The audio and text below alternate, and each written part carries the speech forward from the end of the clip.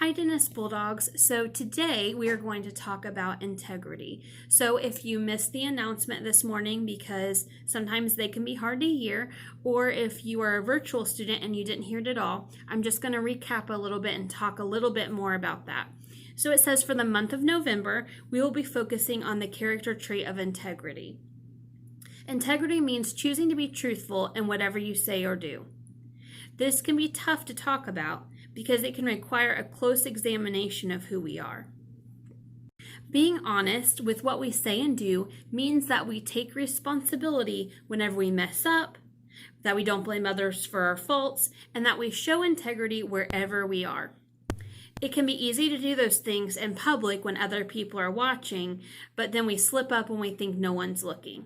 So just stay tuned. There will be more announcements during the week, and there will be posters and things around the school. And then in some of your classes, you'll be doing activities that have to do with integrity, and you will also watch some videos that have to do with integrity as well. I wanted to make a note when it says this can be tough to talk about, because they mention that it will be tough to talk about, because sometimes whenever you're talking about character traits and you're thinking about yourself and you're thinking, do I demonstrate integrity in all areas of my life?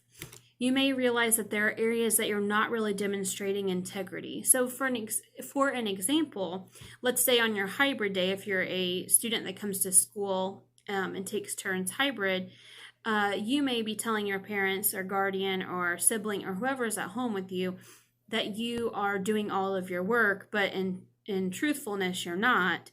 And maybe that's an area where you're starting to feel guilty. But although we may feel some guilt and shame about not demonstrating integrity or whatever character trait we're thinking about for that month, we shouldn't stay there. The whole point of talking about character traits is to kind of examine ourselves and see where we can do better. So you're going to do this the rest of your life, and it's important just to try to be a better person than you were yesterday, and that's all you can do is try to improve and learn more about the character traits that are important. So I hope that was helpful in explaining integrity. You'll hear a lot more about it this month. But I just had been looking up some short stories about integrity, and I found one online that I really, really enjoyed. And I hope that you will too. And I'm just going to go ahead and read that. So if I look off to the side a little bit, it's just because I'm reading off of my screen. So the story is called A Catch of a Lifetime. Okay. He was 11 years old and went fishing every chance he got from the dock at his family's cabin on an island in the middle of a lake in New Hampshire. On the day before the bass season opened, he and his father were fishing early in the evening, catching sunfish and perch with worms. Then he tied a small bait onto his line and practiced casting. The bait struck the water and caused color ripples in the sunset, then silver ripples as the moon rose over the lake. When his pole doubled over, he knew something huge was on the other end. His father watched with admiration as the boy skillfully worked the fish alongside the dock. Sounds like a beautiful place to go to fish. Finally, he very gingerly lifted the exhausted fish from the water. It was the largest one he'd ever seen, but it was a bass. The boy and his father looked at the handsome fish, gills playing back and forth in the moonlight. The father lit a match and looked at his watch. It was 10 p.m., 2 hours before the season opened. He looked at the fish, then looked at the boy. "You'll have to put it back, son," he said. "Dad," cried the boy. There will be other fish," said his father. "Not as big as this one," cried the boy. He looked around the lake. No other fishermen or boats were anywhere around in the moonlight. He looked again at his father. Even though no one had seen them, nor could anyone ever know what time he caught the fish, the boy could tell by the clarity of his father's voice that the decision was not negotiable. He slowly worked the hook out of the lip of the huge bass and lowered it into the black water. The creature swished its powerful body and disappeared. The boy suspected that he would never again see such a great fish. That was 34 years ago. Today, the boy is a successful architect in New York City. His father's cabin is still there, on the island in the middle of the lake, and he takes his own son and daughters fishing from the same dock. And he was right. He has never again caught such a magnificent fish as the one he landed that night long ago. But he does see that same fish, again and again, every time he comes up against a question of ethics.